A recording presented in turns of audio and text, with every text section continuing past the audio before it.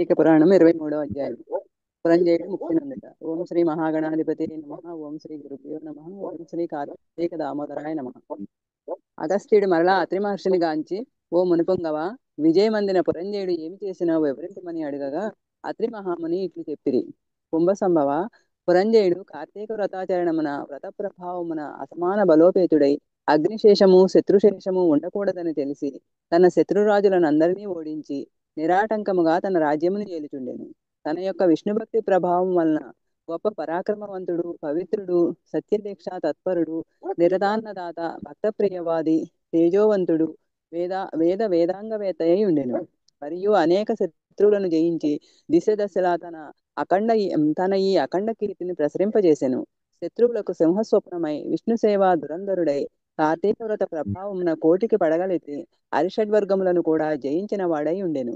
ఇన్ని ఏళ్ళ అతడిప్పుడు విష్ణు భక్తాగ్రేసరుడు, సదాచార సత్పురుషులలో ఉత్తముడై రాణించుచుండెను.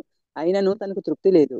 ఏ దేశమున, ఏ కాలమున, ఏ క్షేత్రమున ఏ విధముగా శ్రీహరిని పూజించిన కృతార్థుడనగుదునా అని విచారించుచుండగా, ఒకనొక నాడు అశరీరవాణి, పురంజయ, కావేరీ తీరమున శ్రీరంగ క్షేత్రమున్నది. దానిని రెండవ వైకుంఠమని పిలిచెదరు.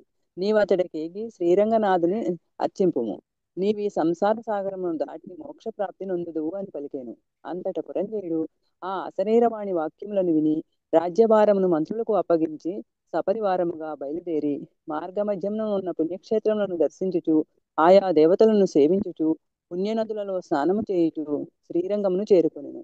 అక్కడ కావేరీ నది రెండు పాయలై ప్రవహించగా మధ్యనున్న శ్రీరంగనాథాలయమున శేషశయ్యపై పవళించి ఉన్న శ్రీరంగనాథుని గాంచి పరవశమంది చేతులు జోడించి, దామోదర, గోవింద, గోపాల, హరే కృష్ణ, వాసుదేవ, అనంత, అచ్యుత, ముకుంద, పురాణ పురుష, హృషికేశ, ద్రౌపది మాన సంరక్షక, దీనజన భక్తపోష, ప్రహ్లాద వరద, గరుడధ్వజ, కరివరద, పాహిమాం, రక్షమాం, దాసోహం పరమాత్మ, దాసోహం అని విష్ణు స్తోత్రమును పఠించి కార్తీక మాసమంతయు శ్రీరంగమునందే గడిపి తదుపరి సపరివారముగా అయోధ్యకు బయలుదేరింది. పురంజయుడు శ్రీరంగనాథ స్వామి సమక్షమున కార్తీక మాసములో చేసిన వ్రతముల మహిమ వలన అతని రాజ్యమందలి జనులందరూ సిరి సంపదలతో, పాడి పంటలతో, ధనధాన్యాలతో, ఆయురారోగ్యములతో నుండిరి. అయోధ్య నగరము దృఢతర ప్రాకారములు కలిగి, తోరణ యంత్ర ద్వారములు కలిగి, మనోహర గృహగోపురాలతో చతురంగ సైన్య సంయుతమై ప్రకాశించుచుంది.